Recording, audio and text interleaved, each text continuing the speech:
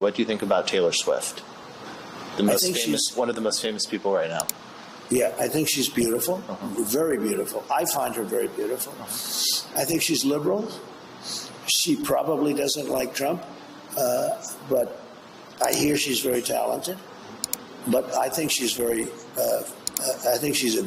beautiful, actually. Unusually beautiful.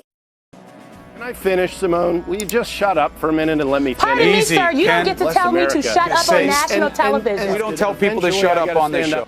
CNN has a presidential debate that they're hosting tonight, and one of their primetime anchors decided this was the time to delve into how obsessed Donald Trump is with Taylor Swift, when in reality, all this shows that Donald Trump knows very little about Taylor Swift, and this anchor, who used to be on The Apprentice, is actually obsessed with him. Donald Trump and his obsession with Taylor Swift. So in never-before-released audio that you're about to hear, Trump repeatedly, not reportedly, because you'll hear it for yourself, praises the pop star's looks and talks about her politics with Variety editor-in-chief Ramin Satuda.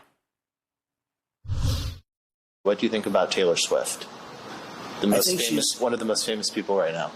Yeah, I think she's beautiful, very beautiful. I find her very beautiful. I think she's liberal. She probably doesn't like Trump, but I hear she's very talented. But I think she's very beautiful, actually. Unusually beautiful.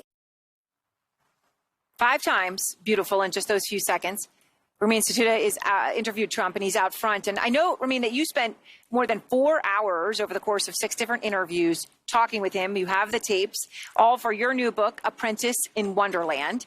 So Taylor Swift, obviously, he railed against her for endorsing Biden at a meeting with Republicans on Capitol Hill. He seems to have a real focus on her, an obsession with her. Tell me more about it. It's interesting. Thank you for having me on. It's interesting because in this audio clip, we have an intersection of 2 of the things that matter most to Donald Trump.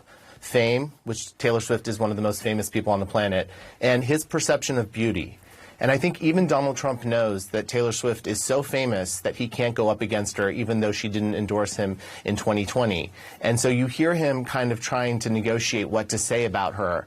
And later on in the clip, I even ask if he's familiar with Taylor's music, and he says no.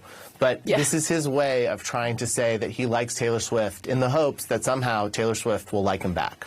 It's interesting because he was so angry. Remember all that conspiracy theory about, the Super Bowl, all of those things. And now he has come around to, it was so fascinating in that interview, just going back to the word beautiful, because that's the one word that he knows he could use and he was able to say about her. Different story, though, with Kim Kardashian. He had invited her to the White House in 2020, and you also spoke about her with him. Here's part of what he told you, Ramin. I was disappointed in Kim. With Kim, I did a lot of prison reform that she couldn't get done with anybody else. I let people out of prison that I thought were deserving to be let out. And then after it was all over, she announced that she's not supporting me. And she only did that to be cool in Hollywood.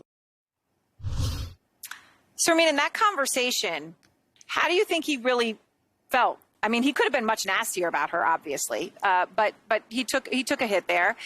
Do you think he genuinely feels she betrayed him? Absolutely. I think he feels wounded that he invited Kim Kardashian to the White House, and then she went on social media after Joe Biden was declared the winner in 2020 and posted 3 heart emojis on her social media to support the Biden-Harris administration. He was fixated on that in the early days after he left the White House.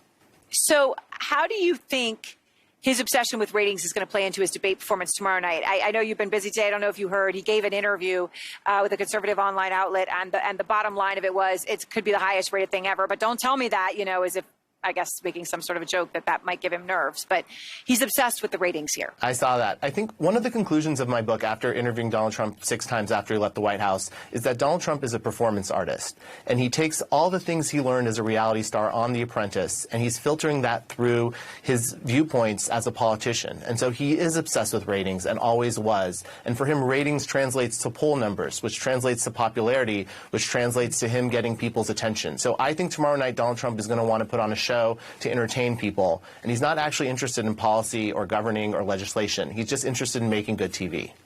How did you get a feel from him about how concerned he is about his celebrity or his, frankly, even his mortality at this point in the election?